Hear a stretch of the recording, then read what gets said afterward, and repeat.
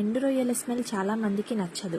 మరి అలా స్మెల్ రాకుండా టేస్టీగా ఎలా కుక్ చేయాలో చూద్దాం. ముందుగా ఎండు రొయ్యలను ఇలా ఫ్రై చేసుకోవాలి. ఫ్రై చేసుకున్న రొయ్యలకి తల, తోక కట్ చేసుకోవాలి. తోక ఖచ్చితంగా కట్ చేయాలి, తల మీ ఆప్షనల్. ఇప్పుడు వీటిని హాట్ వాటర్లో వేసి ఒక 2 minutes కుక్ చేసుకోవాలి. ఇలా కుక్ చేస్తే మనకు ఎలాంటి స్మెల్ రాకుండా ఉంటుంది.